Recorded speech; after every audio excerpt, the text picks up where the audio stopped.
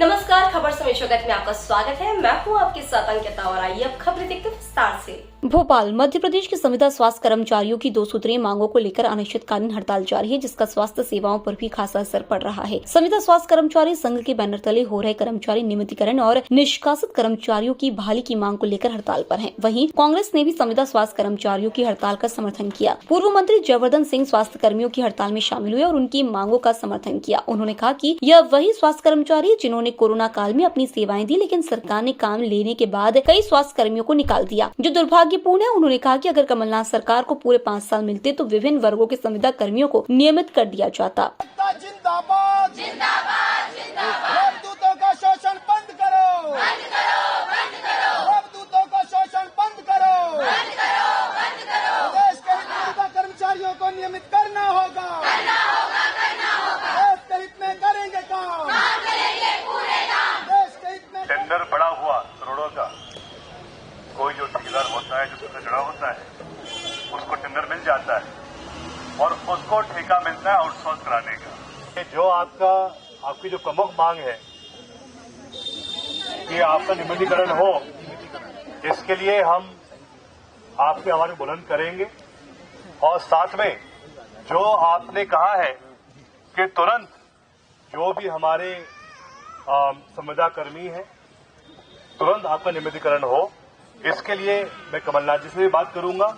और अगर हो सके तो कल के बाद शायद कमलनाथ जी भोपाल में रहेंगे, तो जो आपके 5 प्रमुख लोग हैं, आपकी बैठक उनके साथ हो जाए, ऐसी हम योजना बनाते हैं जिसके द्वारा आपकी बैठक उनके साथ हो जाएगी और उनके द्वारा हम आपको आश्वासन दिलवाएंगे कि सरकार बनने पर सबसे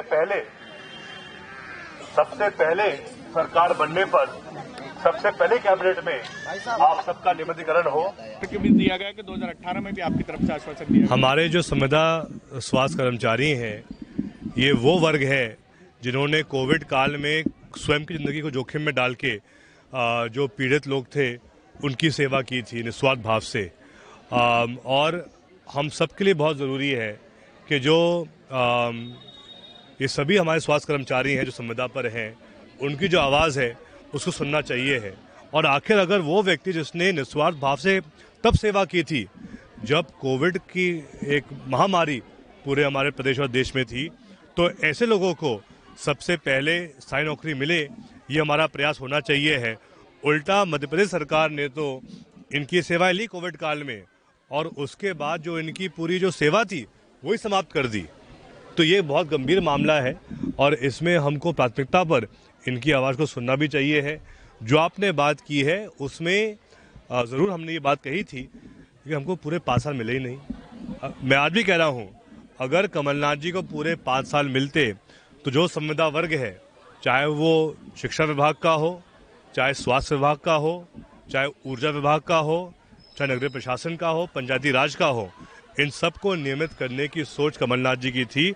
और अगर सरकार पुनः 23 में आएगी तो इन सब की मांग हम पूरी करेंगे। राकेश मिश्रा, प्रांतीय प्रवक्ता, संविदा स्वास्थ्य कर्मचारी संघ मध्य प्रदेश। विगत 20 वर्षों से भी अधिक समय से राष्ट्रीय स्वास्थ्य मिशन में जिला स्वास्थ्य समिति और राज्य स्वास्थ्य समिति के अंतर्गत ये 32,000 संविदा के माध्यम से कर्मचारी काम कर रहे हैं।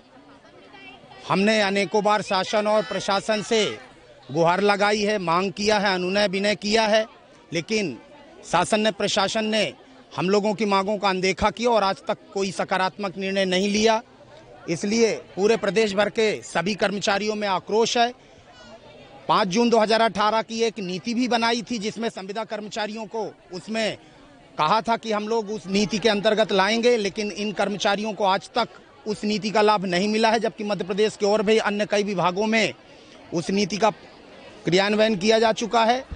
कर्मचारियों में इस रोष के कारण पूरे मध्य प्रदेश के सभी जिलों में नियमितीकरण की और सपोर्ट स्टाफ और निष्कासित साथियों की वापसी की मांग को लेकर मध्य प्रदेश के सभी जिलों में निरंतर काम बंद, यह अनिश्चितकालीन आंदोलन शुरू किया गया है, जिससे स्वास्थ्य सेवाएं बुरी तरीके से चरमरा गई हैं और इन सारी चीज़ों की जवाबदारी शासन और प्रशासन दोनों की है। हमें अगर नियमितीकरण का आदेश मिल जाता है तो निश्चित रूप से हम 1 घंटे के अंदर जो है अपनी अपनी सेवाओं पर लौट जाएंगे। खबर समय जगत के लिए कैमरामैन शिवम कुशवाहा के साथ आदित्य सराठी की रिपोर्ट।